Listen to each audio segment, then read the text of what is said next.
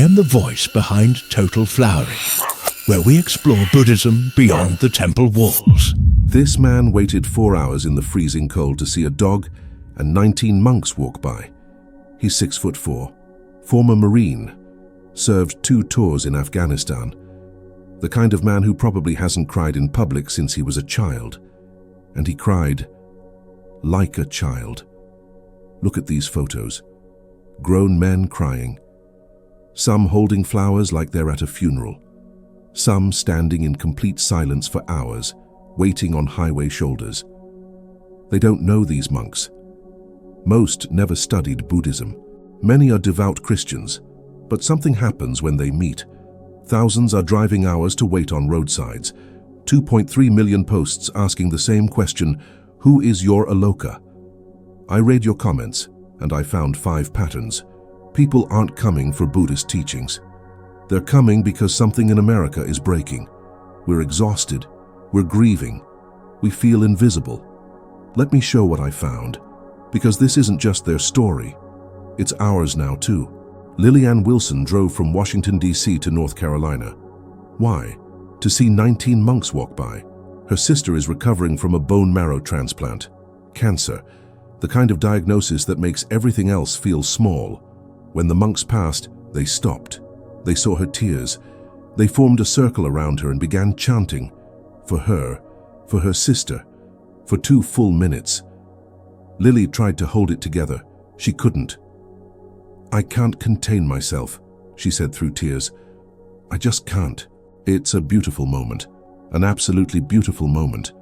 She sat in her car afterward, sobbing. Not sad tears, something else. A reporter asked what she felt. She couldn't explain. She just kept crying. Kristen Aldretti flew from Colorado, rented a car, drove hours, just to see them. Over 1,500 miles, for 30 seconds of monks walking past. The reporter asked, was it worth it? It brings tears to your eyes, she said. It's so moving to think about what they're doing, and the symbolism, and the selflessness, and it does give you hope. Hope, that's the word people keep using, not inspiration, not motivation. Hope. Hope that something different is still possible. Here's what I found in the data. Leslie, South Carolina, 2,000 to 3,000 people waited. Charlotte, North Carolina. Thousands lined the streets. Some waited over an hour. Hogansville, Georgia. 500 people on the side of the road. And here's the detail that stopped me. A journalist covering the walk said he searched the crowd in South Carolina. Thousands of people. He found one Buddhist, one. The rest? Christians, atheists, people who've never meditated a day in their lives. Baptist churches are hosting them. Lutheran seminaries are opening their doors. A pastor said, we have different beliefs, but we're taught that when those in need come, we help. So what's happening? This is the first pattern. Contrast with chaos. America, January 2026. News channels screaming tragedy. Social media amplifying division. Politics tearing families apart. Everyone exhausted. Everyone angry. Everyone picking sides. And then, walking through this chaos, 19 men in orange robes appear. Silent. Slow. Peaceful. It's emotional shock, like seeing water in a desert. Like hearing silence after sirens that never stop. One woman said, this is really important right now during this time of division in our country, to find ways to ground, to have moments of peace. Another, I think it's what our nation needs. Everyone's so divided. The brain expects cars, horns, rush, arguments. The brain sees silence, slow walking, peace, and something breaks. That's why the tears. Not because the monks said something profound, because they didn't need to. Let me read you a comment from my last video. Real person, real name. My Aloka is called Ace. 10 days ago, Ace crossed the Rainbow Bridge, but I was privileged to be part of his life for 12 of his 25 years, and like Aloka, Ace was a stray and chose me as his pack. She continues, we should look at how a country treats those who are elderly, children, different, and even other living creatures. I walk in spirit with the monks because our country and the planet need healing. For 2 years, she carried this grief alone, in silence, ashamed. Because in America we get 3 days bereavement leave for a parent, for a spouse, for a child, for a dog. Nothing. We're expected at work the next day. But her grief was real. It was as real as any human loss. And for 2 years, the world told her, get over it. It was just a dog.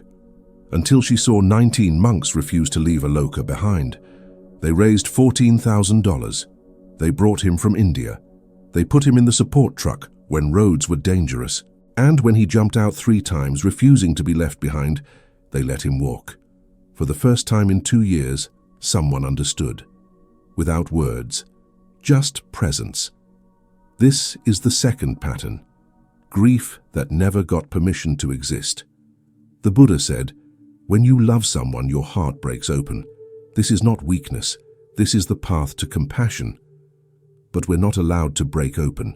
We're told, be strong, move on, don't cry over animals. So we carry the grief in silence, until we see someone who validates it without saying a word. Another comment from my video, a woman wrote, my Aloka is my son with autism. Let me tell you about Maria. Houston, Texas. Single mother. Her son Daniel is 12 years old. Non-verbal autism. He hasn't spoken since he was 3. The monks walked through a park. Daniel saw Aloka, and he did something Maria says he never does. He walked toward the dog. He's afraid of dogs. Always has been. But he walked right up to Aloka, put his small hand on his head, and stood there for almost a full minute. Maria wrote, he looked at me, not past me, not through me, at me. For the first time in 8 months, my son looked directly into my eyes, and I started crying right there in the park. The monks didn't do anything, they just stood there quietly. Aloka didn't bark or jump, he just sat there. 1 minute, that's all it was. That night Maria couldn't sleep. She kept thinking about how the monks walk, how they're so quiet, how they just exist without needing anything from anyone. She wrote, I've been trying to fix Daniel for 9 years, trying to make him normal. What if I just walked with him instead, like the monks walk beside Aloka? So she started walking. 30 minutes every morning in complete silence, just walking around their neighborhood. She didn't ask Daniel to join, she just walked. On the 3rd morning, he came outside and walked beside her. She wrote, we've been walking together every morning for 3 weeks now.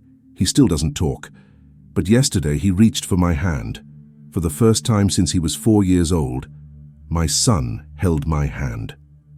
Third pattern, silence as medicine. The monks don't fill every moment with words. They don't explain or teach or convince. They just walk, they breathe, they're present. And in a culture that never stops talking, never stops selling and explaining, that silence is revolutionary. It's permission to just be. And here's what's happening right now. You're watching this video. Someone else is watching it in another state, another country. We don't know each other, but we're all feeling the same thing. In the comments of that last video, someone wrote, I am Buddhist and Aloka taught me more than anyone on this planet. Another wrote, tears rolled out drop after drop as I was watching this. We're becoming something. Not an audience, a community. 684,000 of us following online, growing every day. People who don't know each other, but recognize the same exhaustion, the same longing, the same hope that something different is still possible. This is the 4th pattern. We found each other. 295 comments analyzed. I created a spreadsheet, categorized every comment. Here's what I found. 67% mentioned feeling exhausted or tired. 54% said, I don't know why I cried. 41% mentioned a specific loss. 38% used words like alone or invisible. 22% identified as veterans or mentioned PTSD. This is our story now. Not because we're Buddhist, not because we're monks, but because we recognize the exhaustion. We know what it feels like to forget how to exhale. This is America's nervous system screaming. One organizer said, Walking together allows people to exhale. Exhale. When was the last time we truly exhaled? Let everything out. America is a culture of inhale. Work harder, be stronger, never stop. If we're not growing, we're dying. Inhale, inhale, inhale, until we can barely breathe. But nobody teaches exhale. The monks demonstrate exhale. They walk 2 miles per hour, they stop to talk, they sit under trees. They don't rush. And when we see this, the body remembers, oh, I needed this. That's why they're crying. It's not sadness. It's relief. Hashtag Who Is Your Aloka? 2.3 million posts on Instagram, TikTok, Facebook. The question went viral because everyone has someone, or everyone wishes they did. Here are real posts I found. My Aloka is my daughter with cancer. Stage 4. She's 9 years old and every single day she wakes up smiling. She refuses to give up. My Aloka is my husband who stayed. When I had my breakdown, when I couldn't work, everyone else left. But he stayed. My Aloka is my mother, who raised 5 kids alone after my dad died, 3 jobs, never complained. She's 78 and still walks a mile every morning. My Aloka is my sobriety sponsor. 2 years sober. He answers my calls at 3 a.m. Never once made me feel like a burden. Aloka the dog is just a symbol, a mirror. But the question the symbol asks is real. Who do we refuse to abandon? Who refuses to abandon us? And if we don't have an answer, if we're sitting here right now realizing we can't name a single person, that's why we're crying. One person wrote this. I realized I don't have an Aloka. Nobody in my life would walk 2,000 miles for me. And worse, I don't think I've been an Aloka for anyone. That's what broke me. Not the dog, not the monks. The realization that I've been living without unconditional loyalty in either direction. This is the 5th pattern. Longing for unconditional presence, not love that's conditional, not loyalty that keeps a scorecard, not relationships that are transactional. Just, I'm here, I see you, I won't leave no matter what. Even when it's hard, even when you can't give me anything back. That's what Aloka showed, that's what the monks embody, and that's what we're all starving for. We're part of this walk now, all of us, walking together, even if we're watching from screens. I've never met these monks in person, but this story found all of us anyway. The Buddha said, if you find someone to walk with you on the path, walk together, support each other, encourage each other. There is no greater blessing. The monks arrive in Washington, D.C. on February 11th, 19 days from now. But something tells me the walk doesn't end there, because we're still walking. All 684,000 of us, in spirit, in our own neighborhoods, with our own Alokas. In the comments below, tell me, who is your Aloka? Who do you refuse to abandon? Who refuses to abandon you? And if you don't have one yet, maybe by being here, by watching this, by feeling this, you're becoming someone else's Aloka. We'll be watching what happens when we stop walking alone. If you made it here, you're already walking with us. 684,000 people didn't just watch a video. We became a community, a movement, a reminder that we don't have to carry everything alone.